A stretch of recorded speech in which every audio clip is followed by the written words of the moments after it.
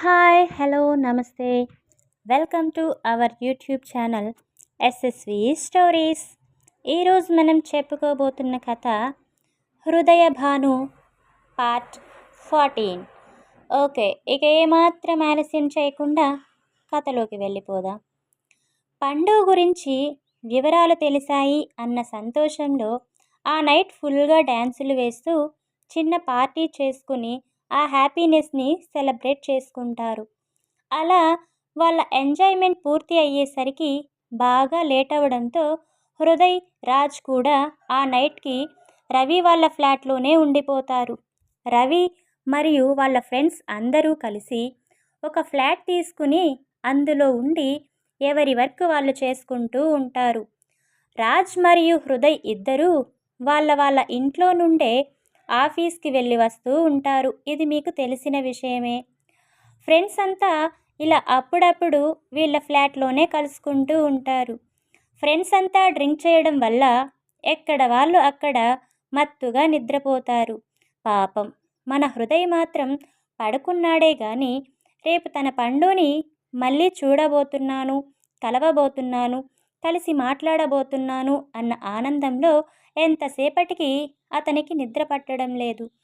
హృదయ మనసంతా సంతోషంతో ఉక్కిరి బిక్కిరి అయిపోతుంది. ఎప్పుడెప్పుడు తెల్లవారుతుందా, ఎప్పుడెప్పుడు నా బంగారాన్ని చూస్తానా, తనతో మాట్లాడతానా అని అతని హృదయం పరితపిస్తుంది. అంతలోనే చిన్న భయం. అసలు పండుకి నేను తెలియదు. తనతో నా ప్రేమ విషయం ఎలా చెప్పాలి? ఒకవేళ నేను నా ప్రేమ గురించి చెప్పినా పరిచయం లేని వ్యక్తి వచ్చి ఒకసారి చూడగానే ప్రేమించాను అంటే తను నమ్ముతుందా? నా ప్రేమను ఒప్పుకుంటుందా? అసలు నాతో మాట్లాడుతుందా? ఒకవేళ నన్ను తప్పుగా అర్థం చేసుకుని నాకు దూరంగా ఉంటే? నోనో, నా పండుకి దూరంగా ఇంక నేను ఉండలేను. ఆమె లేని జీవితాన్ని నేను అసలు ఊహించుకోలేను అంటూ అలా పరిపరి విధాలుగా ఆలోచిస్తుంది అతని మనసు. కొంత సమయం తరువాత ఎలాగోలా పండుతో పరిచయం చేసుకుని ఆమెతో ఫ్రెండ్షిప్ చేస్తూ తన మనసులో స్థానం సంపాదించుకుని అతని ప్రేమ ఆమెకు అర్థం అయ్యేలా చెప్పాలి అని అనుకుంటాడు. అలా పండు గురించి ఆలోచిస్తూ ఎప్పటికో నిద్రలోకి జారుకుంటాడు. పొద్దునే అలారం మోగడంతో ఆ సౌండ్కి ఒక్కొక్కరు మత్తుగా నిద్రలేస్తారు. అమ్మో, ఆఫీస్కి టైం అవుతుందిరా, రెడీ అవ్వాలి అంటూ ఒక్కొక్కరుగా వెళ్ళి త్వరగా ఫ్రెష్ అవుతూ ఉంటారు. మన హృదయ్ గారు లేటుగా పడుకోవడం వల్ల ఇంకా నిద్ర లేవలేదు. రాజ్ హృదయ్ దగ్గరికి వెళ్ళి చూస్తాడు. హృదయ్ ఇంకా పడుకునే ఉండడంతో అతన్ని నిద్రలేపుతాడు. ఏరా బావా, ఇంకా పడుకునే ఉన్నావు?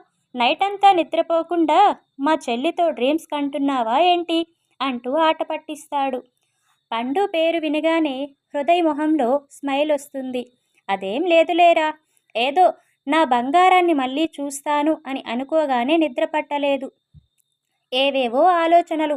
మీ చెల్లి నా ప్రేమని అంగీకరిస్తుందా లేదా, తనకి అసలు ఎలా దగ్గర అవ్వాలా అని ఆలోచిస్తూ లేటుగా పడుకున్నాను. అందుకే నువ్వు వచ్చి లేపే వరకు మెలకువ రాలేదు అంటాడు. వెంటనే రాజ్, నువ్వేమీ ఆలోచించక్కర్లేదురా, నీలాంటి మంచివాణ్ణి, అందగాన్ని ఏ అమ్మాయి అయినా కాదంటుందా? అలాంటిది నువ్వు మా చెల్లిని నీ ప్రాణం కంటే ఎక్కువగా ప్రేమిస్తున్నావు. నీ ప్రేమని నిన్ను నా చెల్లి తప్పకుండా అర్థం చేసుకుంటుంది. అతి తొందరగా మీ ఇద్దరూ ఒక్కటి అవుతారు, చూస్తూ ఉండు అని హృదయ్కి కొంచెం ధైర్యం చెప్తాడు. అయినా హృదయ్ అలానే ఉండేసరికి, సరేరా, ముందు మా చెల్లి దగ్గరికి వెళ్దాం, కొన్ని డేస్ ఆమెకి దూరంగా ఉండి ఆమె గురించి తెలుసుకుందాం. అంటే తనకి నచ్చేవి, నచ్చనివి, తన అలవాట్లు, తన ఫ్రెండ్స్, ఇలా అన్నీ తెలుసుకుని దానికి తగ్గట్టు నువ్వు చేంజ్ అయ్యి అప్పుడు తనకి దగ్గర అయితే నీ పని ఇంకా ఈజీ అవుతుంది అని చెప్పి, ఏమంటావు బావా అంటాడు రాజ్ హృదయ్ని చూస్తూ. సూపర్ ఐడియా చెప్పావురా, ఇలానే చేద్దాం అంటూ రాజ్ని సైడ్ హగ్ చేసుకుంటాడు హృదయ్. సరే సరే, వెళ్ళి త్వరగా ఫ్రెష్ అవ్వు, ఈరోజు కూడా ఎలాగో మనకి లీవ్ ఉంది కదా, సో చెల్లిని చూడ్డానికి వెళ్దాం అని అంటాడు రాజ్. అలాగే అని ఫ్రెష్ అవ్వడానికి వాష్రూమ్లోకి వెళ్తాడు హృదయ్. అతను ఫ్రెష్ అయ్యి వచ్చేసరికి టిఫిన్ ప్రిపేర్ చేసి ఫ్రెండ్స్ అందరూ రెడీగా ఉంటారు తినడానికి. రండ్రా, మీకోసమే వెయిటింగ్ ఇక్కడ అంటూ అందరూ టిఫిన్ వడ్డించుకుని సరదాగా కబుర్లు చెప్పుకుంటూ తినేస్తారు. తినడం పూర్తయ్యాక హృదయరాజ్ ఇద్దరు, ఓకే మామా, ఇంక మేము బయలుదేరుతాం. ఈరోజే వెళ్ళి పండుని కలవాలి. తనని ఎప్పుడెప్పుడు చూస్తానా అని నా కళ్ళు ఆశగా ఎదురు చూస్తున్నాయి అని చెప్తాడు హృదయ్. ఓకే బావా, మా చెల్లిని కలిసి తొందరగా నీ లవ్ సక్సెస్ చేసుకోవాలి. ఆల్ ది బెస్ట్ రా అంటారు ఫ్రెండ్స్ అందరూ కలిసి ఒకేసారి. దానికి హృదయ్, థ్యాంక్స్ మామా, ఇదంతా మీ వల్లే, నా పండు నాకు దొరికింది అని హ్యాపీగా వాళ్ళని గ్రూప్ హగ్ చేసుకుని బాయ్ చెప్పి హృదయరాజ్ అక్కడ నుండి స్టార్ట్ అవుతారు. ఫ్రెండ్స్కి కూడా వాళ్ళ ఆఫీస్ టైం అవ్వడంతో వాళ్ళు కూడా ఎవరి బైక్స్లో వాళ్ళు ఆఫీసులకు వెళ్ళిపోతారు. ఫ్రెండ్స్ ఫ్లాట్ నుండి బయలుదేరిన రాజ్ హృదయ్ నేరుగా పండు వాళ్ళ ఇంటి దగ్గరికి వెళ్తారు.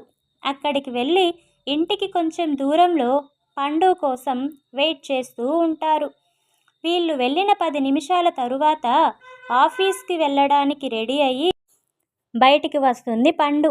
బయటికి వచ్చిన పండుని హృదయ్ తనని తాను మరిచిపోయి అలానే చూస్తూ ఉంటాడు.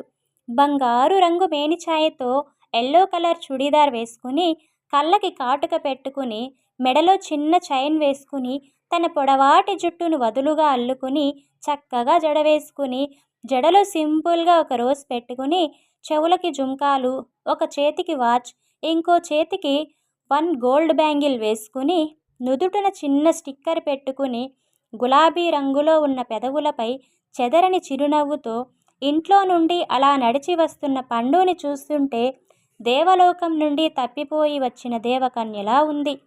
పండుని చూడడానికి పాపం మన హృదయ గారికి 2 కళ్ళు సరిపోవడం లేదు.